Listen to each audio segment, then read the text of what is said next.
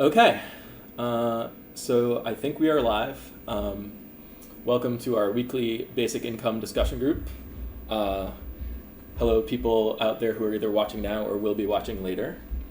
My name is Alex. Sorry. Yep, so it's definitely working because it's streamed on Bethany's computer. I was just going to check if anybody So was this on. week we're talking about meritocracy and entitlement. And some of us read an article from the Wasington Post earlier this year by Fareed Zakaria. And he's talking about various political issues related to entitlement that have kind of come up recently in the New York public schools and at Harvard. So we'll get into that a little bit. Not everyone has read the article, so we'll go through quotes and talk about individual parts of it. So I want to start with some questions. So what kinds of things should society be rewarding people for? Are there things people do that are valuable to society that we don't need to reward? What kinds of benefits should people get without earning them? When are so-called entitlements appropriate? So I want to go around the room and get everyone's kind of initial impression for these questions or general thoughts about entitlement kind of coming into the discussion. Can you repeat those again? That was 4 different questions. It's 4 different questions. What kinds of things should society be rewarding people for? So this is, what you would associate with meritocracy. People get rewarded. Are there things people do that are valuable to society that we don't need to reward? What kinds of benefits should people get without earning them?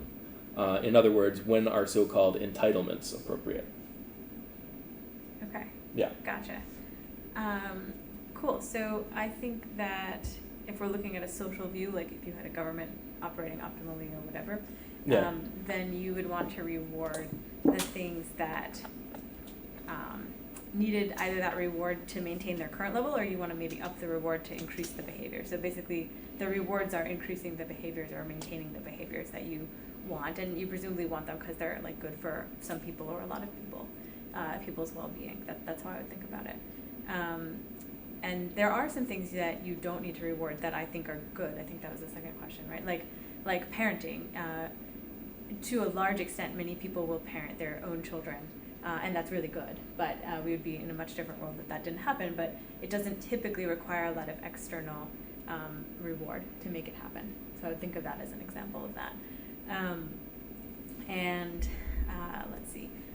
Are there, what was the other one? Entitlements? Oh, things that don't, yeah. Are there things that you should reward that you should get without earning them? Yeah, sure. I think that lots of things, if society can afford to give them to everybody, and they increase welfare, and you're not having some hit on welfare because you're disincentivizing certain behavior or something like that, then you should, like we have lots of public goods like that, safety, water, all sorts of things already, and we might want to increase them with the basic income. Right, basic income is an example of exactly. giving people something that they didn't necessarily earn. Right, so yeah, for sure, Yeah. I think so. I think I hit them all,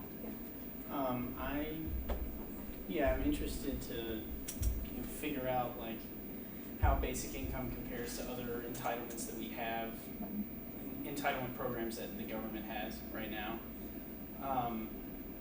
I guess at a simple level, it is just something that you're giving to people unconditionally. So, is it? I don't know. The question still stands. The main, the biggest question for me is, how do we figure out what's valuable?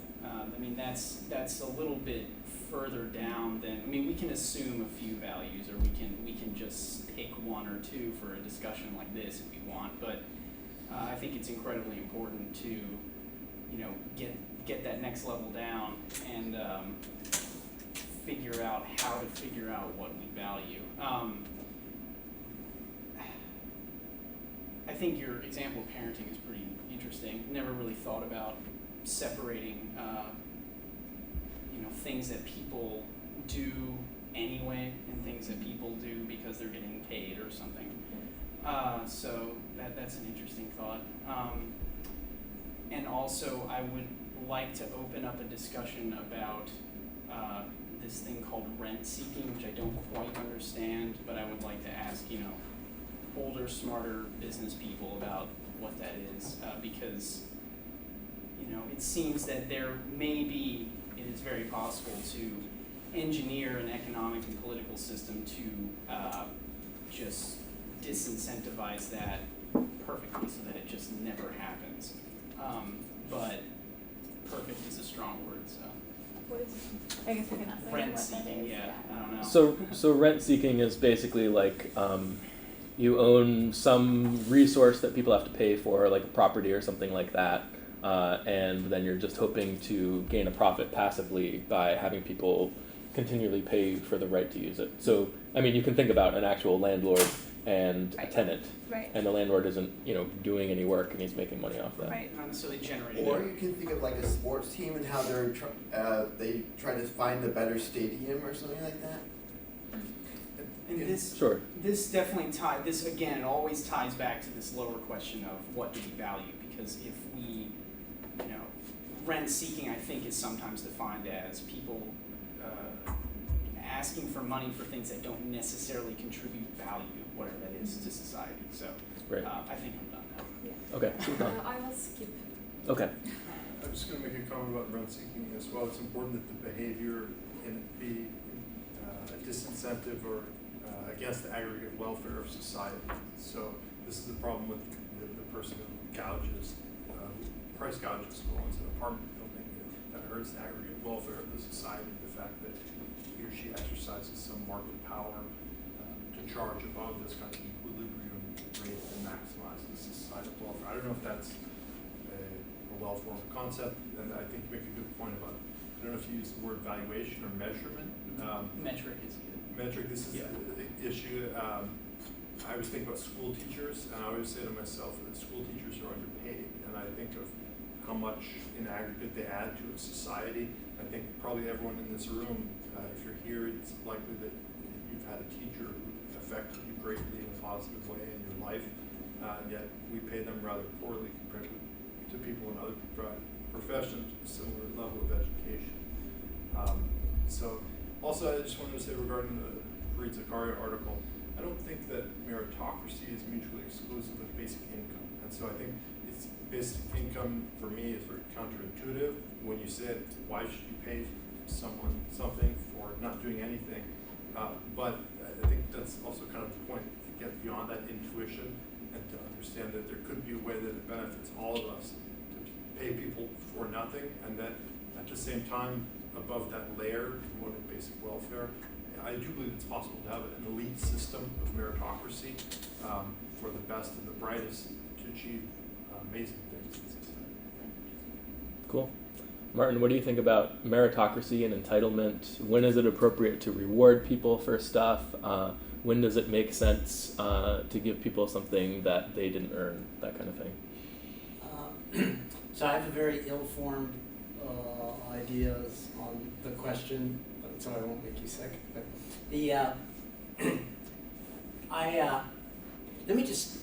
I read a pretty interesting book. I think I sent some papers here a while back. I forget what we were talking about, but I went to that seminar with these economists and lawyers, and I might have mentioned this one guy. He's the economist for Microsoft, and I finally got his book that he also wrote with this. It's called Radical Markets, and radical is, well, it's a little bit of a play on words, and it's because he talks about things called quadratic voting and roots and radical and root, and I guess the same. So it's a pun. It's a little bit of a kind of a pun. Right. I really got to recommend this book. If anybody's have a little bit extra time in their schedule, because without going into detail, he offers a lot of innovative ideas, including one which is a little bit to the idea of meritocracy, where you tax, I'm going to say you tax the underlying talent, not the output of the talent. And it's a coercive tax in the sense of those with talent, at any sort of level of talent, who don't use that talent run the risk of falling into poverty, almost like taxed into poverty. And I'm sort of kind of just sort of simplifying a whole bunch. But conceptually, it is this idea that you could actually have a sort of tax system that punishes, if you want to look at it that way, or it's a bit coercive for those with talent. It's for everybody, right? But as you have more talent, you are not using your talent for what you're really good at, or could be good at. You pay more in taxes. And if you're, not, let's say not as endowed with talent or whatever, you actually have sort of a benefit from the taxes that are coming from the, you might say the more endowed, the more, in a meritocracy, that, those who have the greater talent. And I'm a little bit oversimplifying, but theoretically it does sort of work out this way. And it's sort of interesting, consider that the authors of the book are, one, this Microsoft economist, and in this meeting, these were some pretty well-known economists and lawyers and all this kind of stuff. And this guy really stood out, and he's like really young. But I mean, I could just, as sort of like standing back and looking at the way the other people in the room related to this guy, you could see he really sort of stood out. The lawyer, who is the other author in the book, is not Wikipedia, whatever, fourth most cited lawyer in practice today. So, also, pretty well known. So I'll just sort of leave it at the, what are my thoughts on meritocracy and all that kind of stuff. Yeah, I'm comfortable with people sort of benefiting from their talent. I'm also one of these guys, though, who says that, there's a lot of luck, or don't fail to recognize luck in one's success. And, part of luck can be just being talented, and so, be a little even-keeled about it. If you recognize that in the very talented people can recognize that, in all things there is luck. There's also hard work and all that. I understand that. I worked hard in school, probably other people, worked hard in different things and had challenges and all those other kinds of stuff. But, in the sense of, how do we look at a society and benefiting a society across a society, don't discount the role of luck and be a little bit generous. All right. I guess. Thanks, Martin. Go ahead, Richard.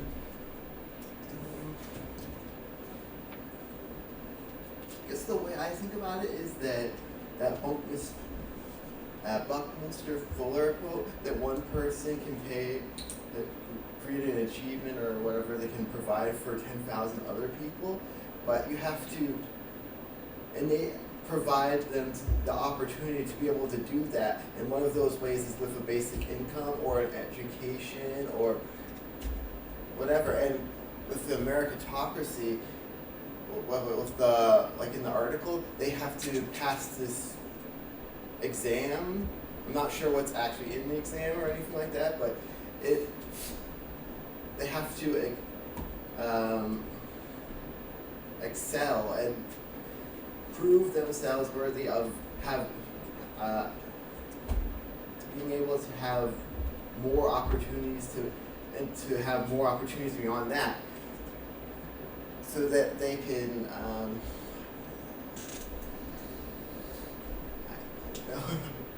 Yeah, no, that makes sense. Like, in order for that one person to produce enough for 10,000 other people, there has to be a system in place that rewards and incentivizes that one person to do that. Yeah.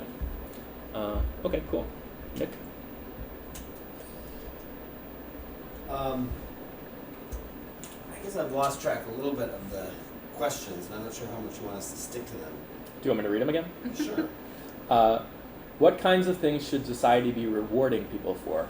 Are there things people do that are valuable to society that we don't need to reward? What kinds of benefits should people get without earning them? When are so-called entitlements appropriate? Giving people free stuff. I guess I find it hard to think about these things sort of in the abstract like that. And I think whenever we're saying, like, oh, society is doing this, it's actually not society, it's individuals and it's institutions.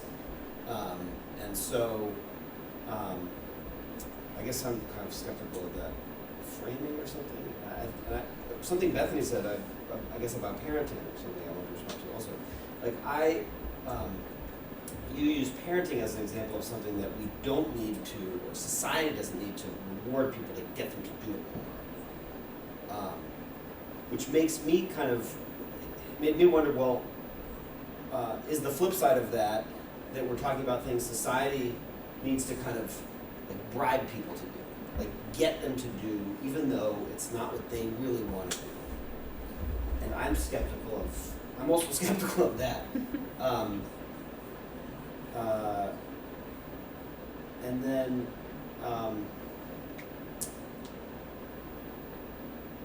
Richard, we're still going to go around to everyone, and then we'll. But I want to go on the comment about the parenting. Okay. Well, in countries like Japan, you actually, in other places, the birth rate is so low. You actually have to provide incentives to have people become parents. Otherwise, they're going to spend their money on their dogs or their.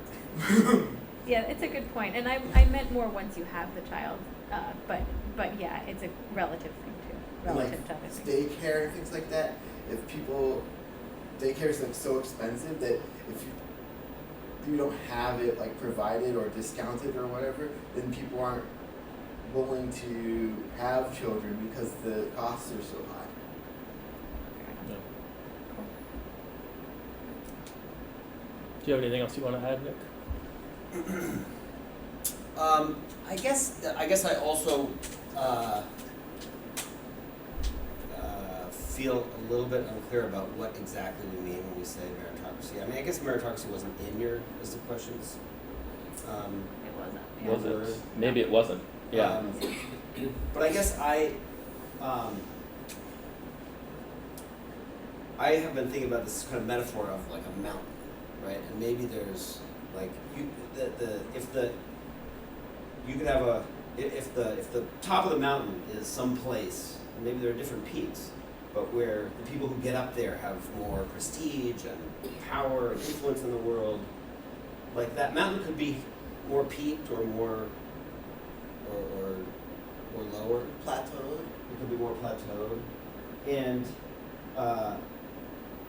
and then in either case, you could have a system that allowed people to get to the top based more or less on chance or test scores or family wealth or whatever. And it seems like meritocracy, the idea is that you're letting people to the top based on their effort and their overall excellence. merits, their endowments, and how well they use them. And that is, to me, but I think a lot of times when people talk about it, what they're really talking about is like, there's this very high peak. And we're using certain mechanisms to decide who goes up and who goes down. And I guess my impulse is to want to kind of decouple those things. Like I don't have a problem with people who work hard getting more rewards and influence, but I don't know. I am concerned about the big difference in altitude and the distortions that creates, and I don't think that's. I think maybe the author here is not making a distinction that I would like. Okay. Cool. Alex. Kind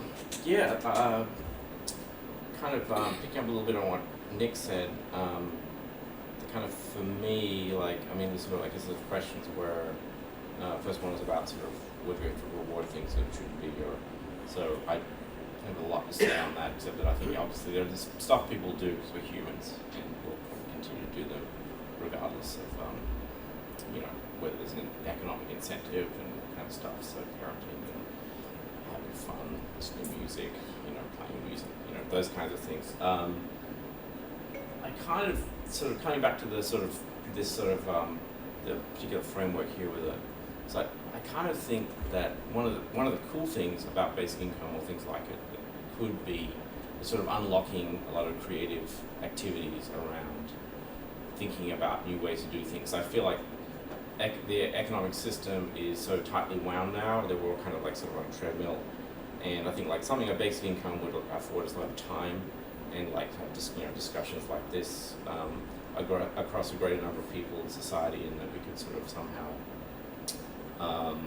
that would enable us to kind of almost kind of like reset where we are a little bit, because we've kind of all gotten, like the mountain analogy, we're kind of like fixated on this kind of like peak, and we kind of think like, well, if we sort of step back a bit and we kind of maybe realize that actually in one peak there's like multiple peaks, and we can sort of like, if people have the time to think about that, they would be able to, they'd be able to be, more, people would be able to explore different kinds of systems rather than sort of one kind of like notion of success, whether it's financial or whatever it is. So to me it's like, and also it means that like, I think like what Fareed Zakaria is saying is like, it's basically saying that there is a system out there, and it's like, it's there, and then you got to kind of fit in and conform to it, and I think if we all had a bit more time, we might think, well, maybe we can construct other kinds of, ways of doing things that don't involve like, some pyramidal structure. I think like, to me, that's like why basic income is, like just one mechanism, maybe among many, that might help us doing that. So that's kind of like, I guess I'm putting a lot of different things together there, but I sort of feel like, to me, it's like the benefits having more time, that something like a basic income could like have benefits we can't really anticipate, and therefore we can't have it's hard to make an economic argument for something that doesn't exist. I guess that's kind of the nut in a nutshell. Sure.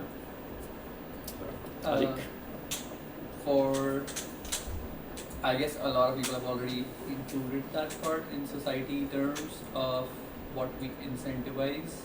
What you would want to incentivize is basically trying to maximize your output and making sure that the bottom, so that people with the least means have enough to get by at least. That's why I guess the idea of where the idea of basic income comes from. And then in terms of entitlement, I see that rather than something that you get for free, I rather see it as would you want to spend a little bit of money now to save a lot in future. So it's sort of an economic plus social argument that you don't want to leave people out to try, plus it might make more sense for you to spend a little bit money now just to make sure that the issue works properly in the long run. Cool. All right, so I love all of these different points that people have brought up. I'm going to make a few connections here between things different people were saying. Unlike Nick, I'm most comfortable thinking in the abstract, but I'll try to use concrete examples as well. I liked what Bethany said about parenting and how it's something that's really, really valuable to society, but that we don't need to pay people to incentivize them to do. And I would draw a connection between that comment and Julian's comment about teachers, where teaching is something that's really, really valuable to society, yet we can get away with paying teachers very little. Now, I know there's, even a lot of people out there who would say, I'd love to be a teacher, but I just can't afford, the low wage, that kind of thing. So a question is, what does it really mean to be underpaid? And I don't know that it's correct to say that people should be paid necessarily in monetary terms based on the value they provide to society with what they do, but more it's a matter of how do you incentivize the right amount of something for society. So something like a meritocracy, generally you want the most competent, capable people to be the ones in power, the ones making decisions, the ones who are able to do it best. So I think kind of initially the concept of meritocracy was kind of related to that, and the idea that you want the best people in the strongest positions for the best outcomes for everyone, that kind of thing. But then there's also this kind of reward aspect, like what do people deserve aspect of it. And I think that very much, that meritocracy is very much connected to rewarding people and incentivizing people for the things we need in our society. So you would expect meritocratic systems to emerge when you would get benefit from those kinds of reward systems. But to take another step back, I think ultimately what we care about is the well-being of people, whether you're competent or not, or stupid or not, or whatever. We care about people, and we care about people's well-being. So I would say that, generally speaking, we would want to reward people for doing things that are good for everyone, and then you'd see like some meritocracy emerge there. But also, ultimately what we do care about is everyone's well-being. So, having entitlements and having something like a basic income that's good for everyone, as long as you're not doing it to the extent that it undermines, these meritocratic systems, is also a good thing. So that's kind of my thinking there. Yeah, I'd right. like to just pick up right on what you said. I'd say that I'm just going to bring back your pyramid, try and relate what he said to your pyramid, and then also what I thought about. I'd say that I sort of have two competing ideas in my head, but you're talking about a pyramid that may be like really steep or not really steep. Regardless, there is a top, and there are there's levels to it, no matter how you draw the drawing. But I would say this may be very abstract, but why not make a sort of market-esque system that figures out the optimal shape of the pyramid? That's sort of I think right now we sit in a position. I guess globally, I don't know too much about the specifics of politics in different countries, but we sit in a position where powerful people are able to make themselves more powerful through, it sounds like conspiracy, but through manipulation of regulation and such things. I think that's okay to say. And that is the antithesis of the thing that I'm thinking about, which is to design a system that's not just a positive feedback loop, which I think for our little pyramid is making it more like this. So if we build a system that can course correct when the pyramid gets too tall, pushes it back down; when it gets too short, push it back up. Then the competing idea, this is more what you were saying. I think that basic income, it should allow people more time. It gives them more resources, whatever you want to call it, to pursue innovation, which you'd hope would be good for society at large, innovation. And from that angle, I'm thinking there's an optimal peak for every individual.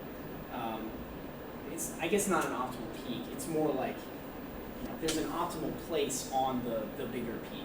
If I'm going to pull these two together, there's an optimal place in the hierarchy for every individual.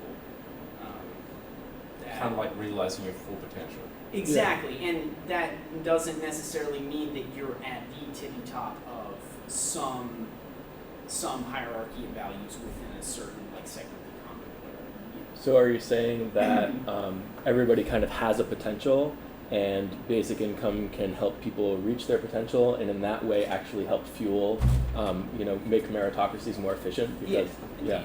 And this again sort of ties into what you said about we don't necessarily have to pay people one-to-one for the value, pay people in money one-to-one with the value that they contribute to society. It's more like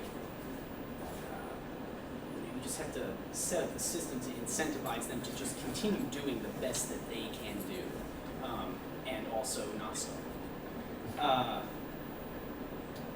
I would also like to go to Julian and say that I think we can think of, or we don't have to think of basic income as an entitlement, actually. I was kind of confused about that at first, but you were talking about how we have to break through this sort of intuitive barrier that, paying people for free is wrong or something. And I think it's kind of similar to the idea that, basic income counts as an entitlement. You just don't think of it as entitlement. You think of it as it's just something that makes the economy work. It's just sort of a parameter of well-functioning economic system. Yeah. Yeah, efficient system, yes, thank you. So I think I'm done, yeah. Cool. I'd like to get to Martin's idea about punishing people, or sorry, taxing people based on their Can I talent. get to it first? Yeah, Bethany can get to it first, because he's going to say exactly what I'm going to say. I don't know if I am, but one thing that jumps out at me about it as a problem, and I don't know if you dealt with it in the book, is that if you reward people for using their talents, you're encouraging the hidden information to come out. Right? So you're encouraging people to display the talents that they have, to use the talents that they have. If you tax people for having talents and not using them, you're encouraging a lot of hidden information. Right? You're encouraging people to not demonstrate that they have the talent, which seems like a much worse system to me in terms of actually incentivizing people to use their talent. I don't know if you addressed that issue, but Yeah, so, you're always at risk when you try to compress 300 pages into. yeah. And, so again, I recommend the book.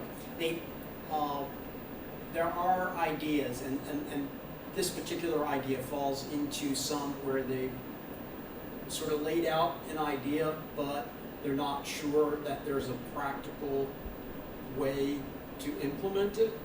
But it doesn't cause them not to put the idea out there, because I think part of their thinking is that although we can't do it today, we may be able to do it in the future. In other words, there will be ways. And it's not a totally steeped in technology book by any means, but there are some elements of technology. And so the name of the book is Radical Markets, and they look at markets like auctions, buying, selling, and all those kinds of stuff. And they look at the computing power of markets, blah, blah, blah, blah, blah, and that, by 2050, depending how the curves go, there could be sufficient computational power in artificial systems and computers to replace the way markets act like a huge parallel computing system through the mechanism of price to achieve what markets achieve. The one thing they do, specific to your question though, is they have this kind of clever idea where the person, say they used a surgeon, a heart surgeon, whatever, and the heart surgeon has to set a price at which the heart surgeon is willing to perform a surgery. And then the surgeon is then taxed based on that cost of surgery. And so what happens is you actually have an incentive to try to set that cost accurately, because if you set your kind of, there's more to it than this, but if you set it more, then you're being taxed, and you're taxed whether or not you do the surgery. Is that not income tax? Yeah. What's that? Is that not income No, tax? it's different. Actually, Yeah. because you haven't earned the income yet. Right. Yeah, Julian. So I was going to make an analogy, maybe this will help everyone understand. So you're taxing endowment instead of a return on the endowment. So we do this actually all the time with financial assets.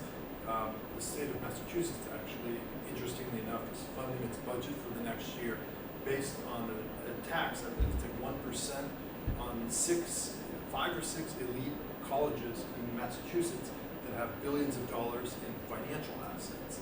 And so I guess the kind of theoretical argument is that, well, those assets aren't being put to a productive social use, so we're going to apply this small tax, and literally, I believe it is 1%, that can pay for a huge chunk of the social services for all the citizens of the state of Massachusetts. So this came to my mind as Mark was speaking, because basically, I think, I'm not an economist, but economists would say that there are pools of human capital just as there are pools of financial capital. So maybe a person, he or she may have $1 billion worth of human capital in his or her head.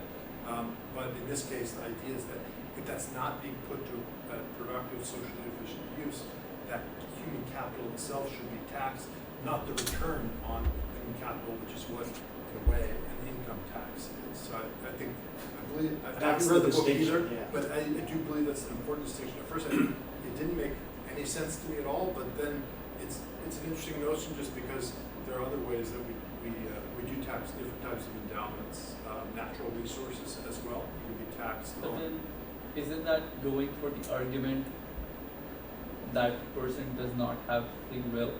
It's like, I have talent, I don't want to work. what then? You're going to tax me to death? Exactly.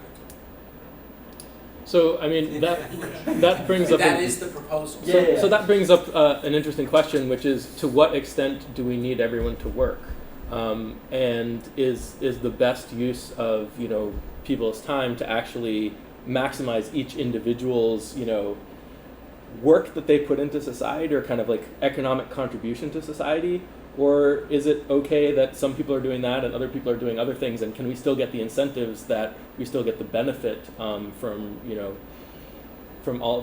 what the economy is able to provide for people? So I mean, I highlighted this quote here from the article.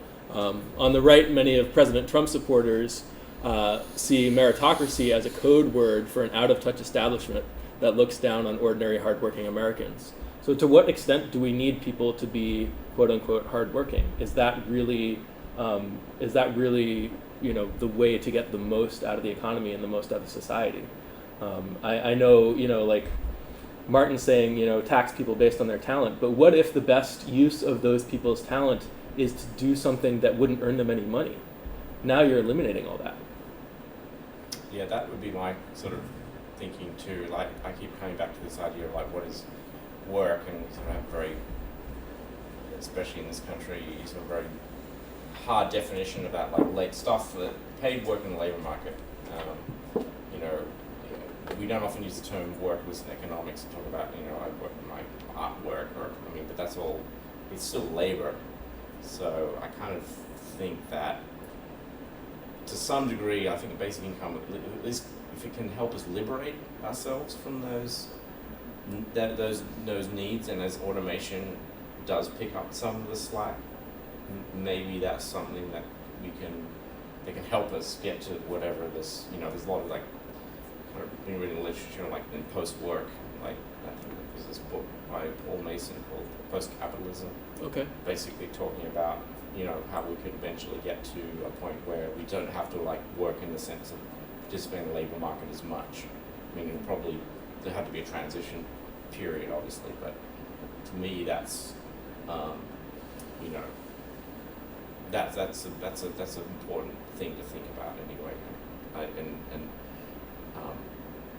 Like actual like physical labor and stuff like not going to go away, obviously, but it's like what is work? I guess is sort of an important question. Hard work is meritocracy and hard work are two entirely different concepts in my head. It's like don't necessarily generate the most output just because you're working. Right, and that's consistent with this quote too, right? Right.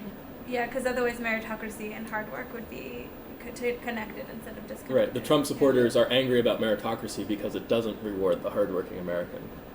So it kind of agrees with what you're saying, right? But then hard work in that sense, you can also take it as somebody who's working number of hours. It's not physical labor necessarily. Sure.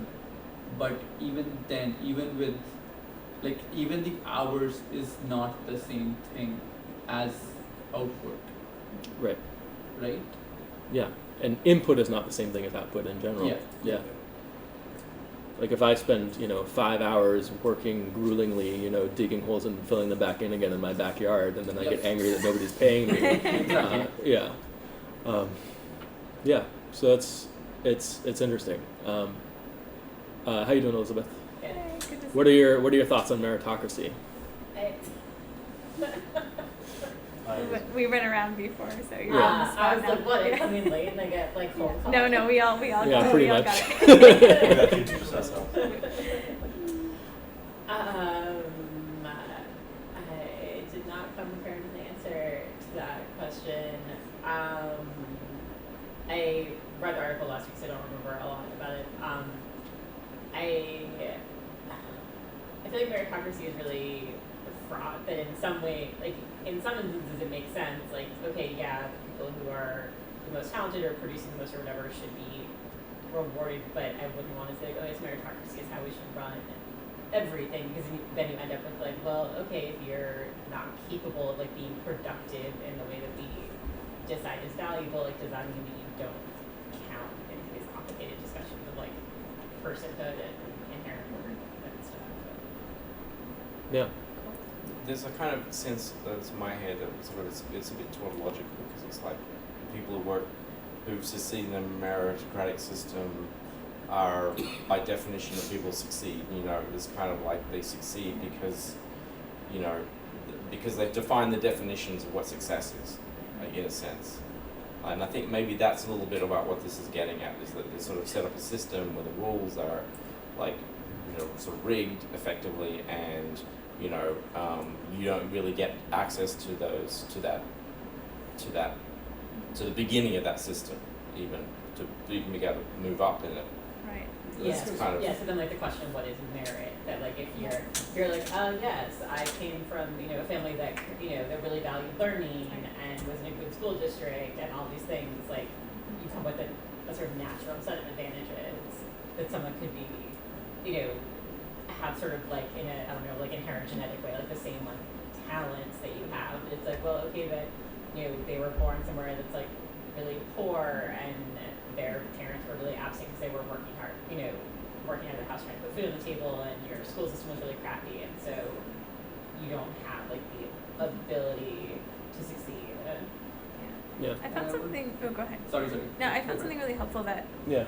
we were talking about. I mean, it's simple, but you were mentioning that the idea came about in contrast to the kinds of royal monarchies that were existing in Europe, right? So, like, if in gross strokes, I think it's something that's easy to be on board with. Like, instead of having your leaders be just born into the position, you might have some attempt to get like the people with the skills well suited to that position in that position. So it's like in the big picture, I think it's easy for us because we're all in this culture that values that. But then in the details, it becomes much harder, which is I think what's coming out here. Like, how do you reward the kinds of things that are for sort of maximum social benefit, which is what a lot of us have been talking about as a purpose for meritocracy, like getting people to do the things that benefit other people, or getting people, you know. But how do you best do that? Do you do that by giving people a lot of freedom? Do you do that by like doing targeted kind of incentivizing? I think it's really hard. And how do you make sure to take care of everyone at the same time, you know, to some degree, right? Yeah, I guess I'm just saying like the big picture is easier for me than those details. Yeah, and you can have something that you could call a meritocratic system that has, you know, any number of different things that it rewards. You could have two different meritocracies that reward different merits, that value different things. Right. And I mean, they should, right? Yeah. Yeah. Go ahead. I mean, it's kind of what you were saying about, I'm just tying that back to what I said about the whole positive feedback loop of powerful people being able to set the rules. Right. And from the perspective of like benefiting society, I think most people would call that anti-meritocratic, right? In the sense that like if they're fixing things just to stay in power, it's not necessarily benefiting society or that kind of thing, right? Yeah. Exactly, that's what I was getting at. That like this is kind of conflating the idea of current system is meritocratic, right? That's going with that assumption that Trump supporters are seen as code word of whatever. But do you consider whatever system we have as meritocratic? I would argue it's not. Right. It's odd actually, because as Alex pointed out, like they're almost arguing that it isn't and that it is at the same time. Because they're saying like, or that there's almost only so much. Sorry, they're saying there should be a meritocracy, even as they're downgrading the idea of meritocracy here, because they're saying like hardworking people should be doing better or something like this, or should be more respected, which is kind of a merit sort of one version. What they're really of arguing about is what kinds of things merit reward. Right. Exactly. Yeah. Yeah. So, you know, the Trump supporters think that we should have a meritocracy based on how hard you work, or something like that. And that's a definition that you got to figure out too. I mean, I just feel like we keep running into this wall of values every single time we walk down a path. We keep hitting the wall of values. And, it's a complicated question, and it may just be out of the scope of this, but we can continue saying, benefit society and just sort of keep our internal definition of that. But I think we've just, we've ended up in a place, kind of by accident, with this this positive feedback loop of powerful people setting the rules, but then also on a grander scale,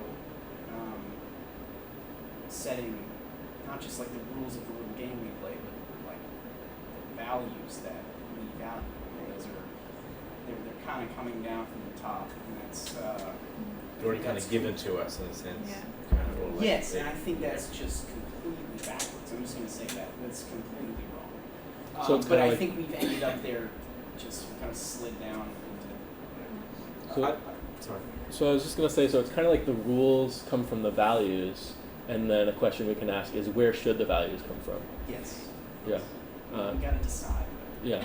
I was sort of thinking, like, it was interesting how, like, sort of kind of sets up a bit of a, in my mind, maybe a bit of a false dichotomy between, like, meritocracy and then, like, sort of the old boy network, which is kind of what he talks about later on, you know, and I think that, you know, in a sense that he's probably right in that, you know, setting up systems where, you know, you broke those power things was a good thing, but, you know, that doesn't necessarily mean that what we have has really done that. Or You know, maybe right. relative to the past, but not gone. Yeah, exactly, all the way, relative to the right. past, Yeah. like, you know, I don't know, sort of not putting it quite so well in my head, but I feel like that's a bit of a false distinction in that there really, it isn't really that, you know, it was old boy network before, and now we're all of a sudden, you know, Yeah. meritocracy, and it's kind of like, you know, you think, you know, like, obviously, columnists like Fareed Zakaria have been probably beneficiaries of this system, so there's a tendency to want to, you know, say, look, I did pretty well here, so, you know, it's sort of, you know, there's a bit of a questioning legitimacy thing maybe going on. Interesting. Yeah, Richard. It said that the victors are the ones who get to write history, so that they can like destroy the other records, the competing records or narratives, and they can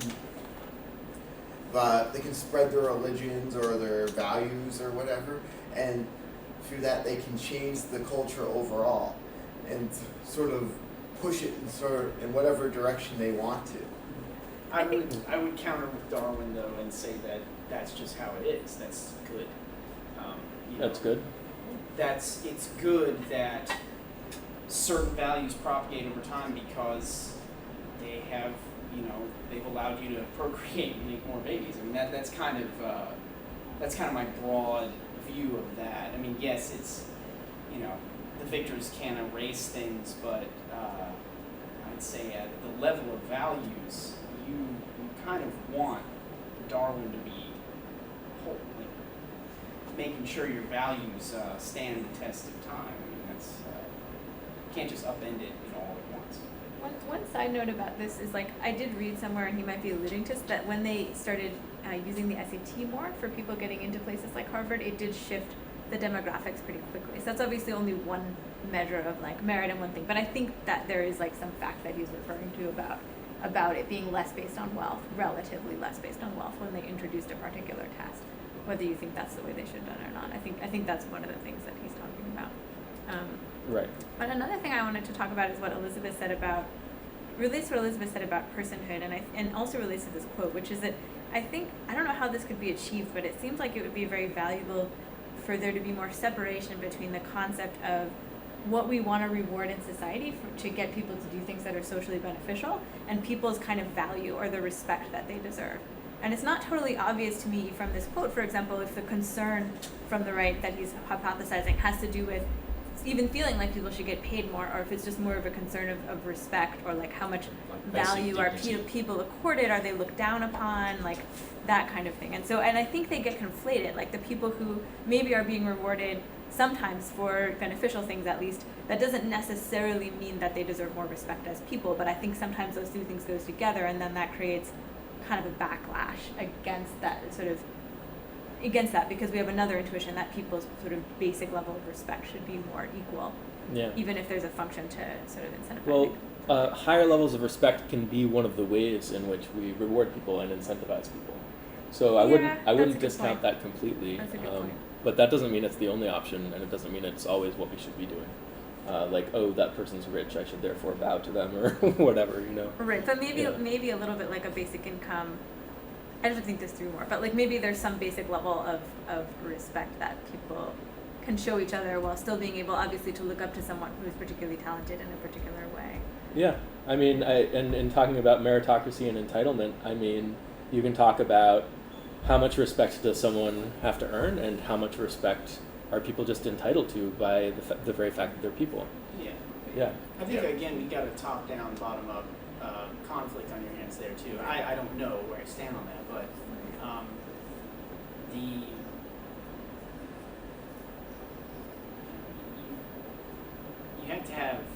some sort of level of personal confidence that would be the bottom up.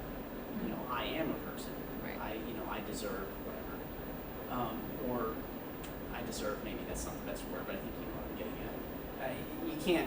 You can't just take all of your cues that you are a person from the top. Like you can't, I don't think you should just let people decide whether you are a person or not.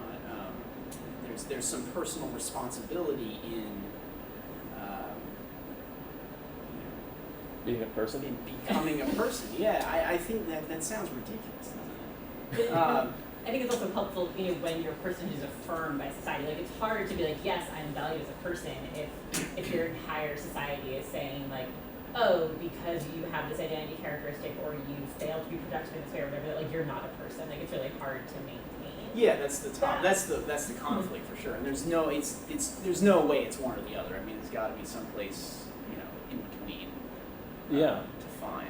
And I think even self-worth, even if it feels like it's coming from yourself, or even if it is coming from yourself, that can be something that is fostered by the society around you as well.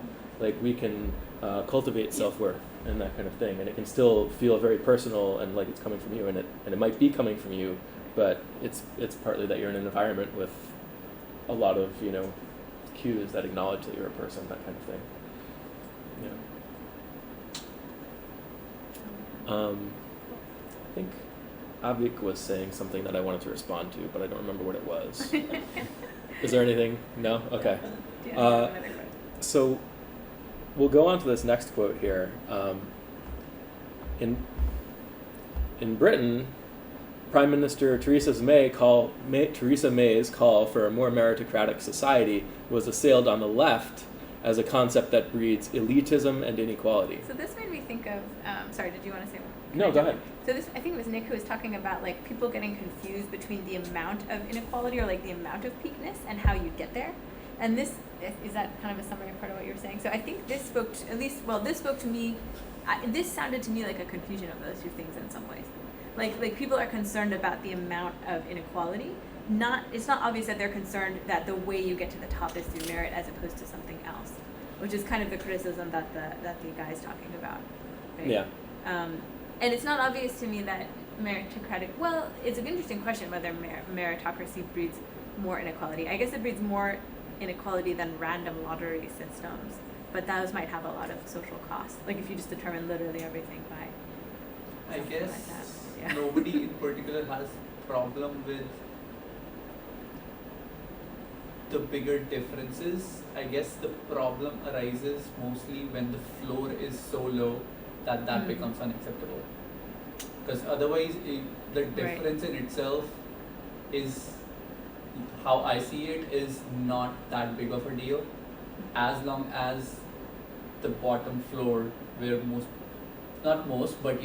the bottom floor, like where the lowest, what the lowest rung on the ladder is, if that becomes socially or economically unacceptable, that's where problems arise, and that's, I guess, where she is going for.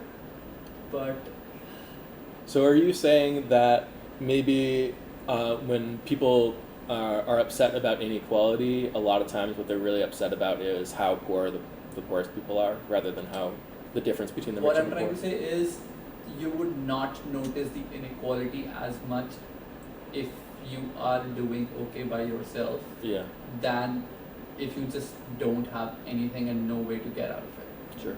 Yeah, Richard. It's how spread out the rungs of the ladder are. If they're close together, then you can measure out how far you can up or down in your lifetime. But if they're so far above you and you have no way to reach up and grab it, then you feel that it's unfair and that you'd rather just tear down the system or something like that than to try to become part of it or contribute to it. So you're saying a lot of it is about social mobility and opportunity. Yeah. Go ahead, Alex. Yeah, it's sort of baked into the question is kind of like the sort of, again, it kind of comes back to my original point about the desirability of like always like moving up. You know, obviously kind of like what Vic was saying, what you want a kind of a basic level, hence basic income, things like that.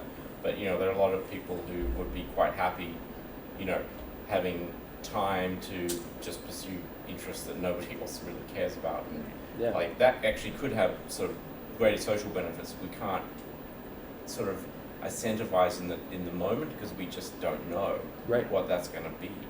So I kind of think that's to me it's sort of like the way a lot of the economy is now. It's kind of the gutter of the stars. What is that? You either have to sort of like aim for the top, and you might shoot for the sun, but you hit the moon just to sort of stay in the kind of middle class, versus the whatever versus or you might like slip down and be in real trouble, versus like something maybe where like you have a floor, like you're saying, and kind of like like if you want to climb the ladder, that's fine, go for that. But if you just are happy with a sort of a reasonable standard of living that gives you time to do stuff, we're such a wealthy society that why can't we do that? And I think basic income's a way to do that. Yeah. I go ahead. guess tying those two ideas together, like most of the people see social mobility as a positive thing in the sense of you have the resources and capability to climb the ladder if you want to, or on the basis of merit. But the problems arise when you know that thing is almost impossible. That's where like that hopelessness circle arises, and exactly. Yeah. And I would attach, I guess, in terms of entitlement. What do you call that? So like passing wealth from one generation to Inheritance. Yeah. inheritance. That I guess I count that as the biggest entitlement, Okay. because that's one of the things. Literally not earned. Yeah, like that's the first thing. Like you're doing nothing to do that. Yeah. So, yeah, just bringing a point. Yeah. When thinking about feedback loop too, I would argue. Say it again. I'd Yeah. say that's a positive feedback loop too. inheritance, and then you That's- can generate yeah, more inheritance exactly, for your kids. Yeah. That's similar to the others.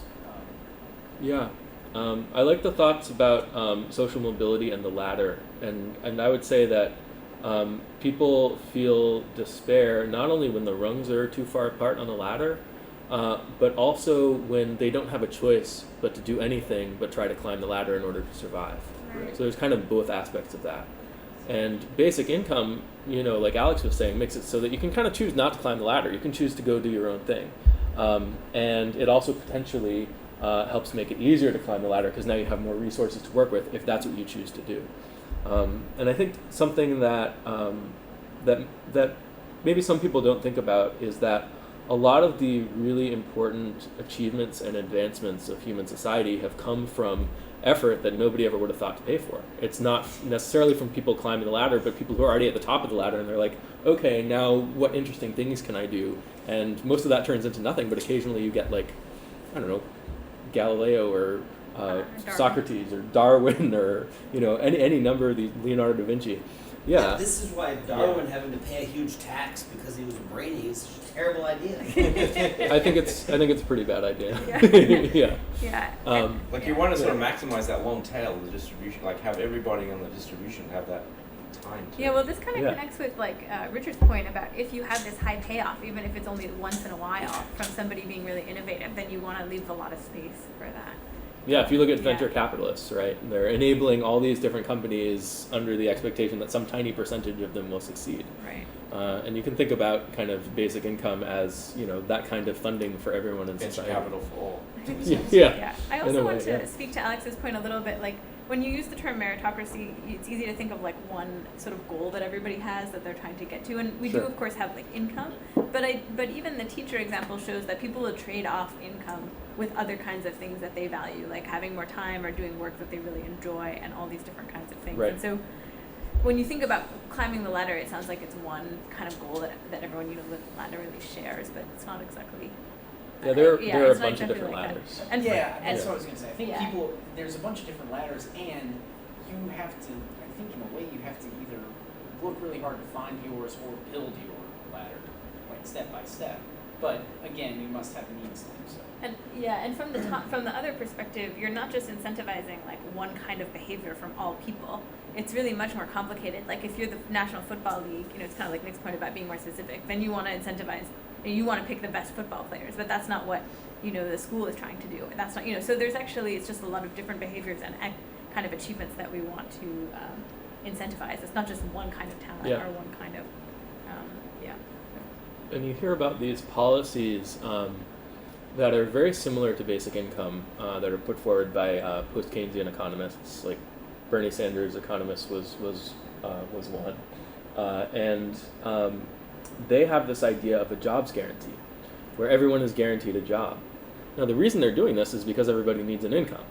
So you're giving everybody an income, but you're also taking away their freedom at the same time. You're forcing them to do something specific that, if we needed that thing to be done, the labor market is a market and it would have incentivized it. Or the government would have said, hey, we need this infrastructure, let's hire the people to build it. If you're creating jobs for the sake of creating jobs, then you're limiting people's freedom.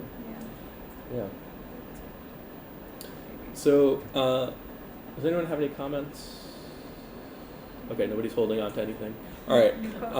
Well, before we get to a new quote, I just wanted to point out that the idea of meritocracy implies that some people are better than other people in some way. And I think that's part of the objection that some people have to it. Yeah, go ahead. I just want to add that I think it's really helpful, though, that's why I was kind of bringing up the narrowness of some of these things. Right. It only implies that they might be better for a particular thing, and that's somewhat uncontroversial. And I think it just becomes controversial when it gets broadened and it sort of becomes about a person's sort of value in the abstract. I think that's a good point. Yeah. But I also, I guess I've been holding on to something a little bit, which is we've been talking about kind of benefits and rewards that people get. Yeah. But when I see, that suffix ocracy, we're talking about the rulers. Yeah. We're talking about the people who exercise power and authority. Right. Not just get a good paycheck. Right? Yeah, and that's where the term originated. It's like who should be in charge, who should be making the decisions and running things. And Yeah. I mean, I think I don't think we should leave that behind completely, In the right? I mean, I think that is what we're talking about partly here. Yeah. Say, is there not an ocracy for every sort of domain? Sure, like Yeah. Go players, like that's a real meritocracy, right? Like you Yeah, don't yeah. win unless you're good. But who cares? Yeah. Who cares, right? Like what matters is who is in charge. Right. Who can Yeah, but order the army if into those Go players had a universal basic income and didn't have to do like normal work, then they just continue playing Go, and But now there'd be other people playing Go who would challenge it. yeah. But I mean, sure. But then If the Go players had the right to change the rules once they won to perpetuate their own. See, that's fantastic. This is Yeah. to Brian's point. Yeah. Right. Right. Which, it's interesting to see whether there really is, in our society, in a meritocratic society, it seems like there needs to be some type of iterative process towards some equilibrium Yeah, that market. it's going to have a market. Yeah. But it doesn't appear to be efficient. And I also, we're talking about the US and the UK thus far, I don't know, maybe Australia, but I think about the developing countries where most of the time, to use the analogy of the mountain, it's like everyone lives at the bottom and there's a ski lift that goes up to the top of the mountain once a year, and you can only be admitted to the ski lift if you belong to a certain ethnic group or have a certain last name or speak a certain language or through overt acts of corruption. And there's like one seat on the ski lift a year for the whole country, and there's an exam, and it's true, they do reserve that one seat. And so this is the question, I don't know if it's not a well-formed one, obviously, but the difference between wealthy societies like the United States or the United Kingdom or developed societies, and then the majority of the world's people, however, live in other types of societies which have even less meritocracy than this one. And I understand we're only talking about universal basic income in wealthy industrialized nations, kind of separate bring up the example Yeah. just because, in the end, I mean, these are very good questions that he brings up about free will, philosophical questions about our rights and obligations as human beings, and that most human beings on Earth live in this very different system than how all of us live in this. Yeah. I, Go ahead. I'm really happy that this mountain metaphor is taken. and I guess I really like your this imagining just like the chairlift and only one person can go up once a year or whatever. But to me, and you could have like you could spend a lot of time talking about like, the fairest way to decide who gets on the chairlift. But a much bigger difference is to like make a bunch more chairlifts or ramps, or even better, make it so that people can wander off on the plane and start building their own towers and mountains. Yeah, and I think Vicky might have mentioned, I don't know if he also was talking about the mountain, but I was thinking in this society, what's the condition of all of us, assuming we are on the bottom, and like John Rawls, the philosopher, has this notion of the veil of ignorance, where we don't decide what society would we choose if we were born into society where we're just dropped blindly into some random social position, and we find when the veil of ignorance was lifted. And so this is the idea that at the bottom, if we didn't know where we would be, what should the bottom of the mountain be like in a wealthy, industrialized society? And then to the point that Nick's making, if, say, in the case of basic income, would it be better for people to prefer to exercise their human existence by being a parent instead of a art surgeon, or just drawing and writing poetry all day?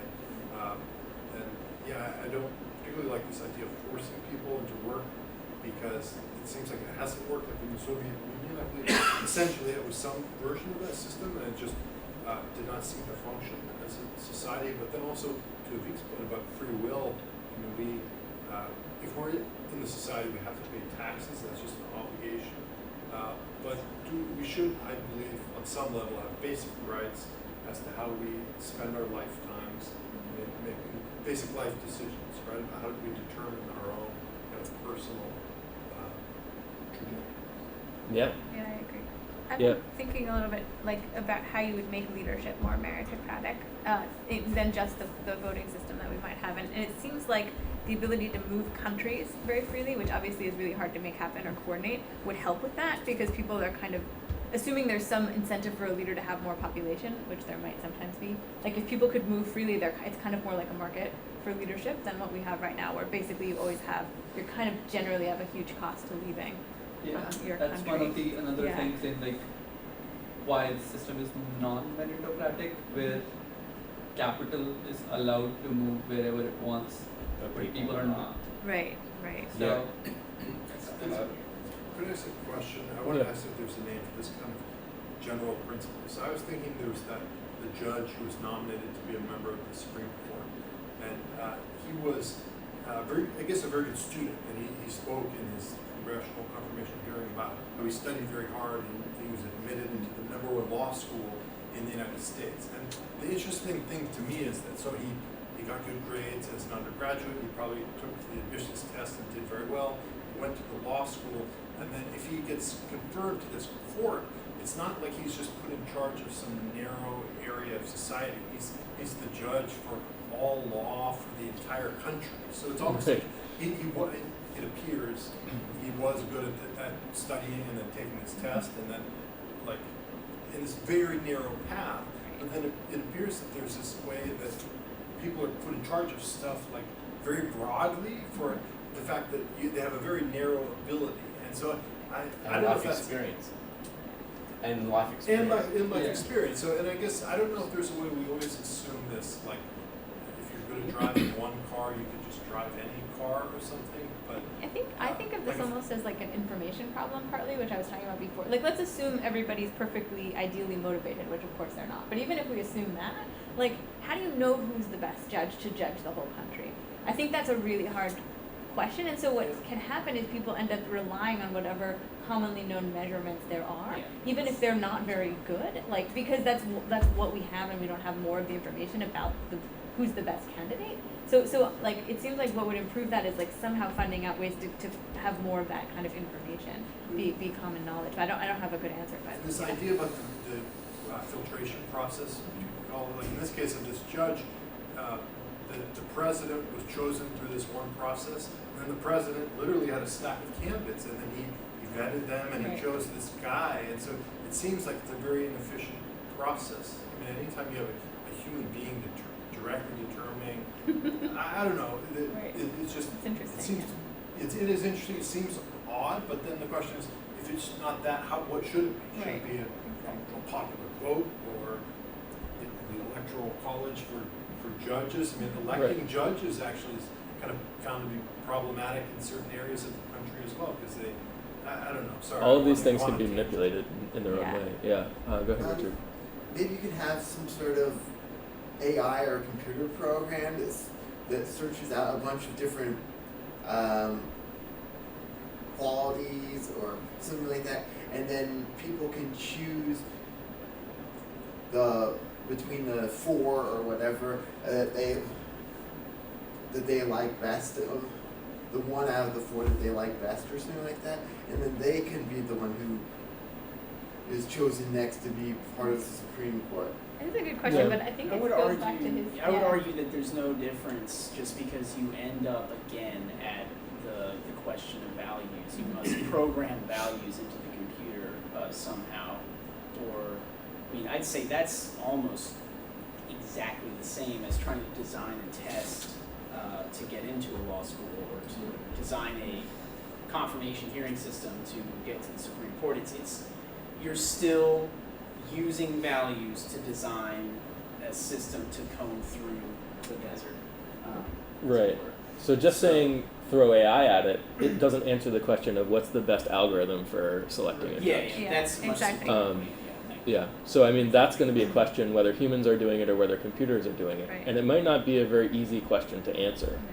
What if the computer designed a system that it thought was the best, or that it could prove to itself rationally based on the rules that you input that was the best, and we all hated it, and we hated the judges, and we didn't like what it did to our society? And so I guess this is my question with AI, is a very good point about the labor market. What happens if we program the basic rules and we don't like what the computers take away all of our jobs, and then I don't know if that's too much like Terminator 2 or something, but And I guess, sorry. or based on a lack of my own understanding of AI. Yeah, and technically speaking, judges are not really there to form anything. They're just there to apply what is in the books. So technically, it's not really a job of making rules. It's more of applying what rules are already written. So knowledge of the law is supposed to be quite relevant. Like that narrow expertise technically is supposed to be, I guess, pretty relevant. Law knowledge, but then again, once you are at the top of certain things, does it really matter? Between, let's say, top 25 candidates, does it really matter? Like, how big of a difference would there be? Do all of them qualify the threshold that you would want? Yeah, I think that's right. I don't think there's that much of a cost to not being able to select the absolute best person. I think there are a lot of people who could do it, who've gone through this process, who have the expertise, and et cetera, et cetera. I don't think you're paying a huge price for getting it wrong, unless you get it wrong really badly. Could happen. Just on the clarification, Brett Kavanaugh's grandfather went to Yale as well, so he might be a legacy admission. So just saying.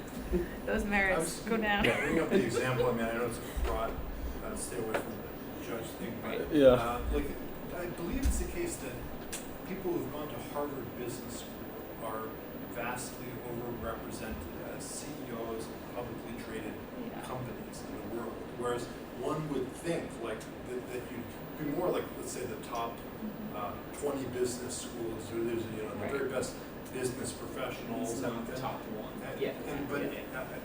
It's almost like there's some mechanism that has led to this skewed distribution. I used to edit essays for people applying to business school. So one part is like they're already often quite successful when they get in. Yeah. So it's not like undergrad. It's like often they already have a lot of business experience. So that's, I mean, I don't know why Harvard versus the others, but then the thing that probably magnifies it is the networking. So a lot of people, in my understanding, go to business school to network more even than the classes, and so they're like meeting. Do you work at the business I school? do work at Yeah. the business Okay. school. So people are meeting each other. This is my understanding, at least, and like that's a big part of. So that would augment the benefit. Like even if it's a little bit random, whether you go there or Wharton or whatever. Like once, if there is some system, like on average, it's the better, more successful people going there. Now they're all meeting each other. Now this is kind of like your. Well, yeah, this is a positive Yeah. feedback loop, but then I have to now, concede that maybe there are some positive feedback loops that, I don't know, maybe that's dangerous, but maybe there are some positive feedback loops that don't matter, that we can just leave alone. Any engineer would, yell at me for saying that, but, This kind of brings me back to like something you were bringing up, which is about the Supreme Court. Like on the one hand, maybe it doesn't matter that much if like they're all going to do an equally good job compared to the people that got into Wharton as the sort of heads of the company. And I think this brings up like again these two different things we care about with meritocracy. And one is the benefits to society of having like qualified people in a particular station, which maybe aren't changed that much. And the other is this like sense we have quote of even separate from that of like fairness. And that is also brought up by your example. But I think that it's also highly affected by like the floor that we've been talking about, or like the variance, because it also doesn't matter as much if like you don't quite get the best position, but also your life is so good, versus you don't quite get the best position on the chairlift and now your life is like terrible. Yeah, so is the Wharton graduate somehow being discriminated against because he or she systematically not being put in that top spot of the publicly traded company, and are the shareholders being disadvantaged? This is the thing I don't know. I believe they studied share performance over time based on this distribution of CEOs. I don't know what. Oh, to see if there was a cost to the performance of the company. Yeah, so as if you own part of the company, should you care? As a society, should you Right. kind of Interesting. My feeling is that this is probably a pretty hard thing to measure since each company is kind of its own thing. But my guess is that there are some graduates from Wharton School who are better than some graduates from HBS. But if you are trying to find a CEO and you see HBS, you know that person's probably going to be good enough. Assuming they've passed all your other, whatever. The social connections are also not irrelevant for their performance. Right. Too. I was sort of speaking as if they were, but they're like once you have them. No, they're not irrelevant at all. You're going to do better for your company. Yeah. So, Yeah. But I do think to me it's very plausible that it's a kind of information problem, like you mentioned a couple of times, right? And that people who don't have a great way of saying, like we don't have a scanner that we can put someone in and say, oh, this guy is like a 99th percentile CEO, and this guy's a 99.9 percentile. Right. So, Yeah, that's and there's a I think like a winner take all kind of thing about having the top reputation. And I think it's likely, my intuition is that it's something like you're saying, probably is. People are using it, people are overweighting that as a proxy because in their mind it's the number one. Right. But it's self-sustaining because, it's... I'm going to interrupt you and go to Bryant because he was raising his hand. Sorry. Oh, well, no, I wanted to ask the question to everyone. Do you think, I'm learning that, I don't really know how to make the distinction, but I'm learning that there are places where markets are good for solving problems and there are places where markets do not work so well to solve problems. Do you think that we can use a market to solve this problem? That's the problem of So this discussion. I can say one thing about this, Seriously, which is should I think that one of the ways in which markets can be inefficient is when you have hidden information. And so hidden information is part of what we're talking about here. So they're going to make the market less efficient than if you had complete information. Yeah. And so, that's I guess you need something extra to get the information out. Do people have incentives to reduce the informational asymmetries, or in some cases, like let's say if you're a price gouging landlord, you're not going to tell your friends about that, right? You have incentive not to share. So there's also an incentive, like you were talking about the positive feedback loops, not to solve the information problem, probably, right? Because the people at the top, I don't know. Well, okay, yes. But again, that's There's always going to be this information problem about humans, Right. Humans are so for sure. complex. And Totally, yeah. And I did did like you my have? own example, actually, after I said it, about the Harvard MBAs, because if you work at a company, that's by definition a social activity, right? Right. You work with other human beings making widgets or whatever. I was trying to think of a better one, like a heart surgeon, or how Right. how are they evaluated? Like, is there a specific type of aorta that they need to know how to stitch up? And I believe there are some surgeries like only a handful of people in the world can do Right. them. But then my question is, how do they know that? How did the Right. people acquire that ability? How were they identified? And did they just get some specific type of training, or did they have some endowment of some capability? I mean, I find this idea of like hardworkingness, assiduousness, to be very problematic because it's mistaking a necessary condition for a sufficient one. And so many times it's said to be a heart surgeon, you have to work extremely hard, but you probably have to be brilliant and dexterous and have all kinds of other qualities. I mean, Yeah. at least there's very objective. Now I'm going to interrupt outcomes, you right? and go to Alex because he's raising his hand this time. Yeah, it's kind of like it's sort of very kind of maybe picking up on Julian's point. It's like very individualistic. Like we measure this one thing. Maybe this is what you were getting at. Like, but yet a lot of times, the people who succeed in these kind of systems, like they benefit hugely from being in that social group and sort of like one person kind of often we attach like the you hear this term performance all the time.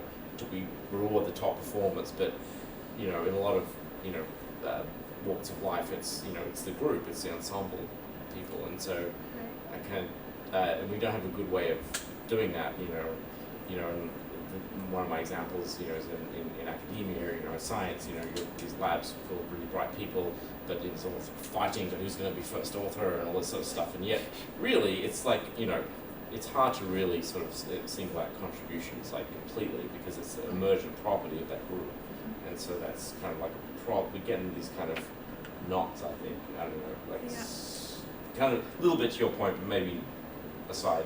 But Yeah, I don't know if that's almost an example. I think of tribalism, so it's an example perhaps of like a feuding tribe of scientists in the lab or something. But what about the case where you have a CEO who's elevated to his or her position and then starts passing out spoils to his or her friends? I mean, I think that happens a lot amongst groups of human beings. Or a government is formed, and instead of appointing competent technocrats to head the different ministries, the person puts his or her friends and This is don't need place them. I think that's a very natural thing that needs to be kind of combated at the right institutions, or it's going to happen because the incentives are there, right? Always to do that. I think they're often naturally there, but I think Nick also was waiting to talk from before. Well, I was just going to say that Yeah. I mean the example from my experience that came to mind when you talked about the Harvard Business School is like, at least in my experience in science, they're in biology anyway, like science and nature have ridiculously outsized reputation, and like Alex was saying, like, are you first author or second author? But like if your paper comes out in Science versus PNAS or Nature versus Cell, like it has a huge, it has a crazy outsized. Yeah. I guess this relates to meritocracy. To me, I'm relating this to meritocracy in the sense that there are lots of different incentives going on that are anti-meritocratic in situations that we might want to be more meritocratic for social benefit. And what I mean is, like, maybe we want the best discoveries happening and being incentivized, and we don't maybe want scientist efforts going towards like fighting about first author, or like that's taking up a lot of energy that could go towards better information for the world. And so like how do you fix the institutional incentives, which is also part of what's going on there, I think, to better align things. Yeah, Brian. I'm really going to hit on the loops again. I think that if you see a problem like that, my first instinct, just because I've been thinking about this recently, is to look for the positive feedback loop or loops. Why is it that science and nature are this way? Right. And it's, if we're going to make a really broad analogy to, actually the hypothetical of, the best Go player gets to rewrite the rules of Go, what is the analogy? What is that analogous to in the case of science and nature? Partly it's tribalism, right? It's like the chair of the Let's go to Julian. Sorry. I actually had a question. I don't know if you guys are practicing academics or scientists or. I am. I'm just curious about like this idea of rewriting the rules. So, is there a disutility to society or to the profession for the fact that this? I don't know if you describe the system as meritocratic in terms of publishing or academia. is the system such that it's negative utility for society or for the practitioners in that profession? And then also, is it, in the case of academia, is that the Go players rewriting the rules so that they only really review the papers from the professors at certain institutions and just throw the rest in the bin? Or what is... I have a few, yeah. I don't know if I'd characterize that profession. I'm in academia and I can speak to a few things. So one thing I would say is like it could be better, it could be worse. Like it certainly could be less meritocratic or like based on helping things advance, but it certainly could be more. Like there's a lot of these kinds of things like where you know the overweighting of certain journals or why you get in there. Would it be better for society? I think so. If you care about science at all for society, I mean, it depends on whether you think science is helping. But or like good science would help. So if you think that way, then I it's hold that belief. So then yeah. I'm curious. So I think there's a lot of effort. I can only really speak for like psychology and the social sciences, but I would say there, and I'm guessing a lot of the same incentives are elsewhere. And I would say some percentage of it is rewriting the rules, but not necessarily the largest percent. So in that sense, like some percent is like people will have a particular theory that they want.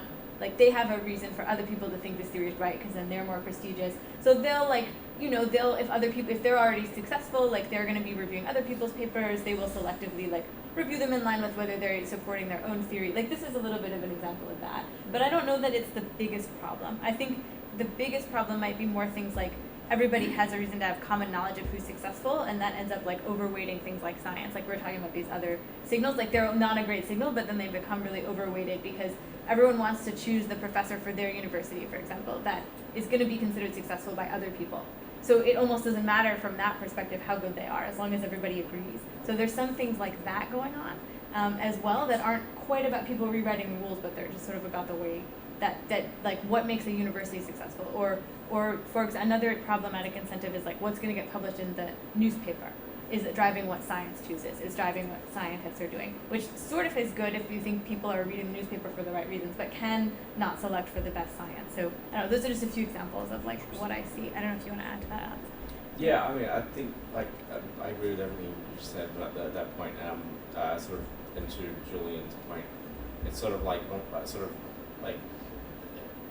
the sort of cost to society, I guess, is the kind of the question. Like cost to like, and so I feel like the system, like you have sort of like problems like reproducibility and sharing your data, and that's kind of like an issue. But I kind of at some level I think like, you know, it's like probably, you know, it's simultaneously worse and not as bad as people think. Like in the sense that I think like even these top journals, like good stuff is there. It's all solid. Right. You know, some of it's not solid, but you know, maybe there's less solid stuff. But anyway, you know, I think it's all positive. The concern that I have more, and the further I go on in sort of looking at the way science has evolved, is less about whether or not you know the stuff that's published in these things is good or bad. It's like all the stuff that isn't being done. Right. Like the cost to society of the knowledge that isn't being produced, or the ideas that aren't being pursued. And that's kind of what it comes back to the basic income idea. Like, you know, we kind of like, so it's that to me is kind of like that's why I got interested in basic income, and you know, in especially in the context of science and stuff like that. So kind of like that. Does that kind of get a little bit to what you're getting at? So with the analogy for a professor, I don't know if it's tenure or something like that, where the idea being you have the right to just go and create for yourself. In theory. Yeah, that's what that's what. Go ahead, Richard. I've heard about how when people do like an experiment that fails, how they rarely publish it, and so people reproduce the same failures over and over again and not publish it. So it's just a waste of resources. But if they were equally welcoming of failure, you can build off of failure, but you can't always build off of success. There's some difficult issues there too. So like failures are often less informative than successes because there's any number of reasons you could have not had your experiment work, like you just designed it badly or blah blah blah. And so like nobody's that interested in them, but in aggregate it's a problem not to know about them. So like the question is like how do you incentivize scientists, for example, to like put them up on a website or whatever. Anyway, there's a lot of issues there, but I totally agree that it's a problem. I think another thing I've heard about scientific study, just studies of any sort, scientific studies, I guess, but there's no incentive to reproduce successful experiments.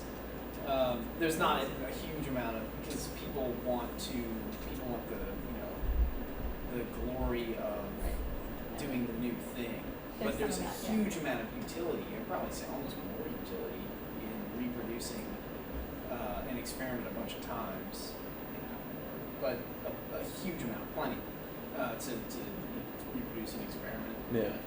Julian? Thinking to this analogy of venture capitalists, I mean, if you're an academic, do you have an incentive to be more like a venture capitalist, where you're making these massive bets on thousands of companies with the hope that only a few will pay off and be published in a top journal, or is it more the opposite end of the spectrum, where you want to do the sure and steady thing, or does it depend on your own kind of psychological makeup and disposition? I think there's both forces. Yeah. I feel like I've led us to somewhat of No, this is a good discussion. I just want to say, in reference to this discussion, that I think it makes sense that you have, nature and science, and then everything else is kind of below that, because people only have, the time and energy to read a couple of journals. So you're naturally going to expect that there's going to be like the elite journals and then everyone else. And the question is how to get the best science into those journals, into those elite journals. So I want to talk about this quote, which says, let's remember when and how meritocracy became the organizing ideology of modern society. Before it, people moved up in the world through a clubby, informal system that privileged wealth, social status, and family connections. So importantly here, there's still hierarchy, whether you have the meritocracy or not. The fact that you've switched to meritocracy doesn't change the amount of people that can fit into the chairlift. It doesn't change, the height of the mountains. It just changes it doesn't change the number of mountains either. It just changes who gets to sit in the chairlift. So something like a basic income, that can create more mountains. That can create more chairs in the chairlift. And that's so in that way it's a little bit orthogonal to the meritocratic side of things. Go ahead, Beth. I just want to add that I think I disagree with that slightly, which is to say that if a meritocracy is a more efficient system that's better for people than, like, let's say, inheritance alone or something like that, then wouldn't it also create more social prosperity? So it would kind of raise up everybody. So even if you have a limited number of seats on your chairlift, you want the most capable people going to the top of the mountain, especially if they're going towards some like a position of power that's going to benefit everyone if they execute. But I'm saying, how is that different from a basic income in the sense of creating more chairlifts? So you're saying through the policies that they enact. So some guy gets to the top of the mountain, he's a really good leader, and he's so good that he comes up with the idea for a basic income. And no, I don't mean that. I mean, like, the society becomes more prosperous in both cases. Like. One of them is the prosperity by the person at the top being really good at being at the top, and then the other one, assuming that the basic income came from somewhere else, is about giving more people more opportunities to kind of be in positions where they can have a positive impact on society. I think a simpler way to put it would be that the meritocracy is just better at figuring out who should get on the chairlift. Right. So if we have fixed number of mountains. No, I get it. Okay. I think my point still stands, but I think it's not that important. So I'll open it up. I'll argue with Alex later. I got infinite time. We'll go to Richard.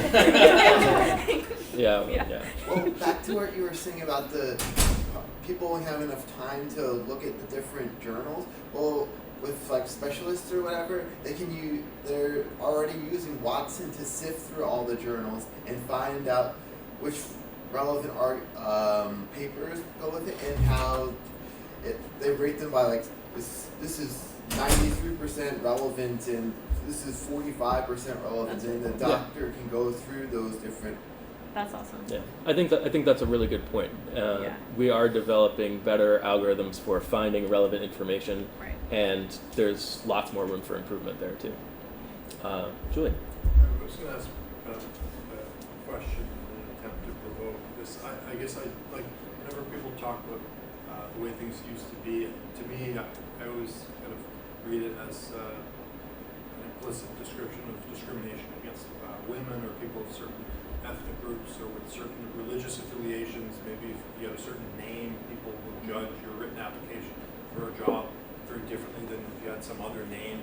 And so I guess it's an interesting notion, I guess, the idea that whether people should be allowed what extent they should be allowed to discriminate against one another, and then on the other end of the spectrum, maybe what we're talking about in the article is that you have people sort of being discriminated against for their aptitude, and whereas in the past it was being discriminated based on these other factors. And also, I guess this idea that Brian mentioned about this sort of moving towards an equilibrium, whether there should be more or less meritocracy, whether there should be bounds on meritocracy, or do we need to do more to promote it, and can we even, us sitting here in the room, decide where we are as the pendulum swings back and forth? That is very complicated. Yeah, go ahead, Richard. I think that there's bias built into our very educational system with how it only caters to a certain few learning types, while there's various learning types, and how people can learn a lot better if there's like kinetic, I think it's called. If they learn with their bodies, they do a lot better. But there's that's not catered to in our current educational system. But if we learn how to teach with all the different types, then a lot more people will produce better outcomes. Sure. This makes me think about like which things are zero sum and which things are not, which is kind of your like question about this. So on the one hand, there's not much incentive to do that. If you imagine you have like a fixed number of slots and it doesn't, you're getting good enough people in those slots anyway. But if instead you're considering like something that's a lot less zero sum, like everybody has some capacity to contribute to human well-being, I think that's true, and that could be higher or lower. Then I think like you would have, if you could somehow access that, you would have a huge incentive to like change up the learning styles and help everybody to do that. But I guess the question is like, I guess the question is, why doesn't the government or whoever is kind of in charge of these policies sort of have that motive, or do they have that incentive and they haven't just figured out how to do it? Or does that make sense in terms of maximizing everyone's contributions? They're kind of like you're selecting for the people who succeed in the system, so they're naturally probably not going to maybe perceive the value of that. Right, that could Plus, be, they also yeah. kind of like don't defend their status to some degree. So it's not like it's not like they necessarily explicitly selecting against it, but it's like it's sort of like basically through not inaction. It's kind of that way I would see it Right. somehow. Yeah, interesting. I guess another possibility is that the way that they've been doing the education is appropriate for selecting the people that are well designed for the particular paying jobs that are available, but not necessarily for all ways that humans could contribute. That seems also kind of plausible to me. Maybe there's a lag also, but in terms of paying jobs that were prominent as the school system developed, which might require a lot of sitting still and paying attention and following rules and all the kinds of things that are happening in school. Does that make sense? All right. So we're getting toward the end. Go ahead, Richard. Oh, there's also the whole argument about how people are able to now design the humans of the future, like how they can genetically modify them, or they can add like turn them into cyborgs, or combine the two, biology and computerization, Right. and they can modify people to go like create exosapiens or cosmosapiens or whatever for space exploration. But that's how they can create their own merit. Everyone can be better if you raise the bars of the entire species. Right. So if you can engineer the people, then you can won't engineer need the to merit have sandbags and the talent. tied on them so they can't jump as high or anything like that. Yeah, that's an interesting thought. Yeah. This wouldn't be fair for normal people. It's not fair for competence. Like you can even modify the current people to bring them up to it's not germline but somatic genetic manipulation. Okay. So I want to quickly, we have about 11 minutes left, and I want to quickly go around the room and get everyone's final thoughts on meritocracy, when it's appropriate, and how basic income affects the picture. Okay. So I think I still stand with saying that it can be really useful to try to incentivize certain socially beneficial things, but I think it's just very complicated to figure out like the best way to do that and to have the information you need, and so there's always going to be inefficiencies. And I also do think that there's this non-zero sum thing of like generally people being able to flourish, that we often sort of combine whether people can flourish with whether they're kind of moving above other people, but that is not always about that. So I also think that was important. Yeah. I'd say I've discovered. I've found out by talking to everyone there are two like major problems that are insanely difficult. The first is how do we set the rules of any of the games that we've been talking about, or the game of life. How do we set the rules? And then the other problem, and I'm not really sure how it's related, I'm going to test something, but determining the best position for an individual within the rules that we've constructed, based on everything about them, based on what they're good at and what they're not good at, like how their personality is. Building the scanner that you were talking about, basically the scanner of we put you in and we figure out that you're definitely going to be the best at this thing inside of our system. I would say to solve these problems we need innovation, and to foster innovation, basic income seems like a pretty good starting point. Back to Alex's points. So.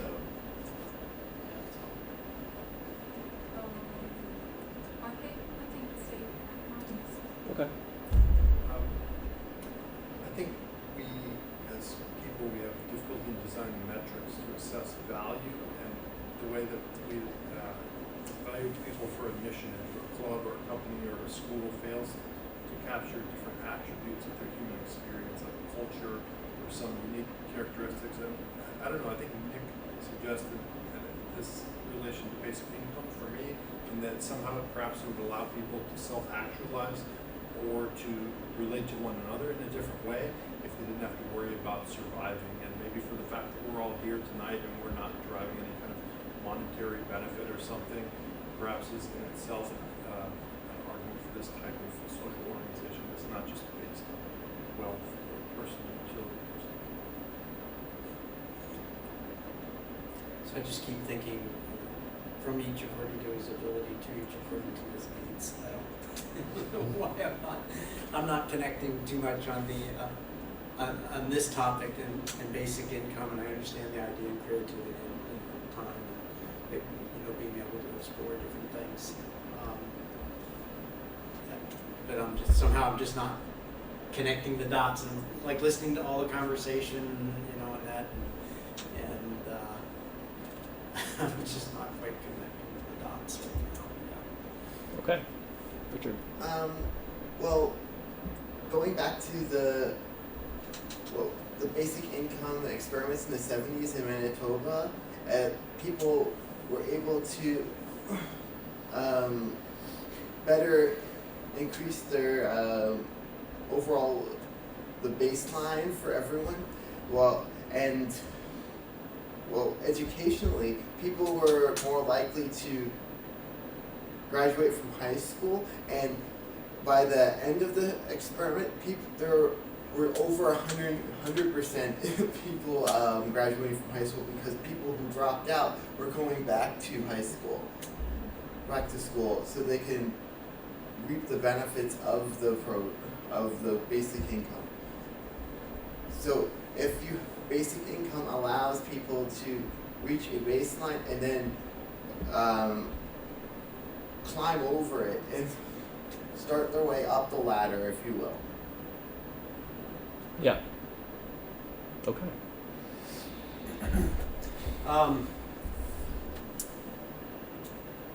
I guess in this conversation, I keep coming back to this picture of a mountain, and I guess in that framework, to me, what's exciting about the idea of a basic income is that it enables people to, not. It's going to free up a bunch of people. I mean, a bunch of people will still be jostling to get to the head of the chairlift line, but it's going to make a whole bunch of people free to kind of wander around and maybe go around the other side and see if there's another path that way, and or just wander off and build other mountains. And I guess one of the things that I think based on this kind of venture capital metaphor that somebody, Alex, threw out there, I think that maybe it's another side of the argument that we're going to need this because of AI, but I think that a small group wandering off onto the plane is much more empowered now to maybe build something cool out there because of technology. At least that seems like it might be true to me. Yeah. And to me, that's a kind of a, I don't know, so it's,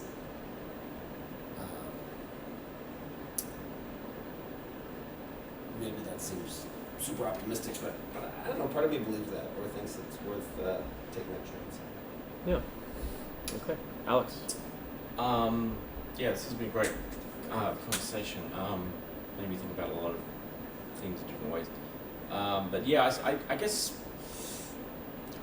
my big takeaways are, this idea of, I wish we could actually get rid of this word, meritocracy, because it's a bit of a proxy for a lot of different things. I mean, it doesn't, I mean, it's sort of attractive on one level because it sort of sounds fair, but, I think it's pretty clear that it doesn't really work in the way that at least people think it does. So what I'd like to see, sort of like a bit like Nick and other people said, is like we decouple sort of our notions of success from sort of like going up whatever mountain, and just basically be about like maximizing people's potential to self-actualize. That would be, that's hopefully where we're moving towards, and I think basic income's like a way to do that. It's not the only way. It may have all kinds of, I guess you probably talked a lot more about like more practical issues, but just sort of conceptually to me it's like that's sort of what's important, is like and not sort of, hopefully we'll be able to move beyond some of these debates about what isn't meritocratic. So Okay. Elizabeth? I think in a lot of domains, like I really like the idea of meritocracy in theory, but we've raised a lot of issues around how it can be really challenging to actually figure that out. Like Bethany's point about hidden information, and like how do you figure out who is the best person or who's most deserving of a thing.